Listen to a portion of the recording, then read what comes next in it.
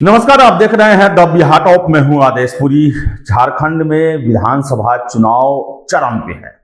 प्रचार प्रसार चल रहा है और देश के सभी बड़े नेता झारखंड पहुंच रहे हैं। और आपको बता दें कि झारखंड की एक बहुत बड़ी समस्या है, खासकर वहां के युवाओं की परीक्षाओं में होने वाली गड़बड़ियां। आप देख ले, झारखंड का कोई ऐसा परीक्षा नहीं है जो विवाद में न रहता हो। सिविल सेवा परीक्षा आप देख ले, अभी तक जो है 11वीं से 13वीं जेपीएससी के रिजल्ट, मेंस के रिजल्ट जो कि 15 अगस्त तक घोषित करने का आश्वासन आयोग के द्वारा ही दिया गया था, अभी तक पूरा नहीं हो पाया। जेपीएससी के न जाने कितने परीक्षाओं पर सीबीआई जांच रही और शायद ही कोई ऐसा परीक्षा होगा जो सुप्रीम कोर्ट तक न गया हो। इसके अलावा सीजीएल की परीक्षा हो या कोई भी परीक्षा हो, नकल माफिया और पूरी तरह से माफियाओं के गिरफ्त में रहता है झारखंड का परीक्षा। और बताएं आपको, प्रधानमंत्री कल उन्होंने एक बड़ा घोषणा किया है कि जो भी परीक्षा माफिया है उसको हम पाताल से भी ढूंढ कर लाएंगे। आपको बता दें कि कल प्रधानमंत्री जो हैं गुमला बोकारो में उन्होंने चुनावी सभा किया और प्रधानमंत्री मोदी ने कहा कि झारखंड में जेएमएम, कांग्रेस और राजद की सरकार में पेपर लीक करने वाले एवं भर्ती माफिया को पाताल से भी ढूंढ कर निकालेंगे और जेल के हवाले करेंगे। झारखंड का भविष्य बर्बाद करने वालों के मंसूबों को मोदी चकनाचूर कर देगा। भाजपा की सरकार बनने पर झारखंड में भी युवाओं को बिना खर्ची और पर्ची के पक्की नौकरी मिलेगी।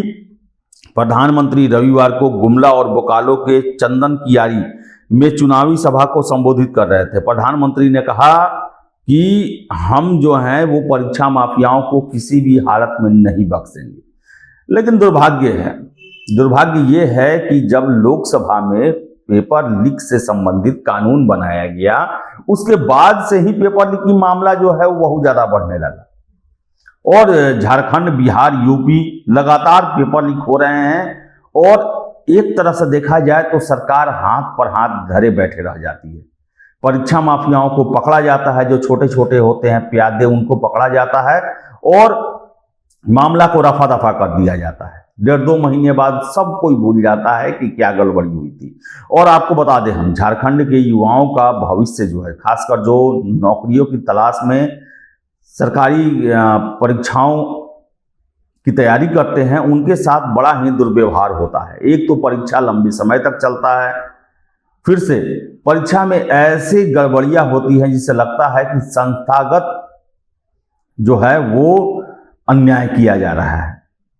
लंबे समय तक परीक्षा चलता है, पेपर लीक हो जाता है, अधिकारियों की मिलीभगत आती है, ऐसे ऐसे नियम बनाए जाते हैं जिसे देखकर आपको विश्वास नहीं होगा कि क्या ये तटस्थ और निष्पक्ष परीक्षा को लेकर किया गया है। लेकिन बता दें आपको हम कि चुनाव चल रहा है, चुनाव में चुनावी भाषण, वादे दिए जाते हैं। मोदी जी के द्वारा 2024 लोकसभा चुनाव के दौरान भी ऐसे बयान दिए गए थे कि हम युवाओं के भविष्य को बर्बाद नहीं होने देंगे, परीक्षा माफियाओं पर नकेल कसेंगे। लेकिन ऐसा होते हुए कुछ नहीं दिख रहा।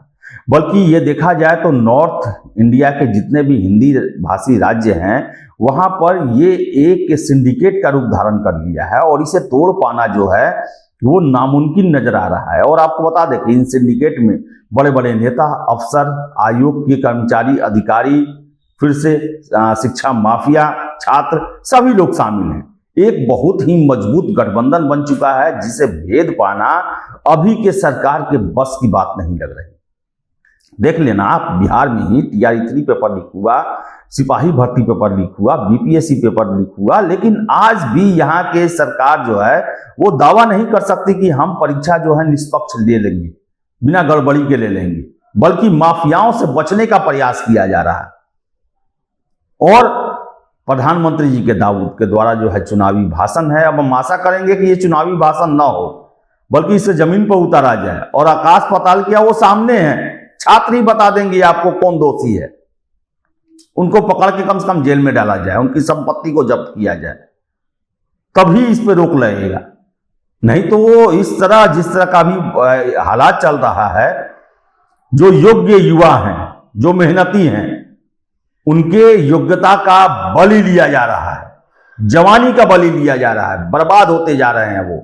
बिहार में ही आप देख लें, बीपीएससी की परीक्षा है,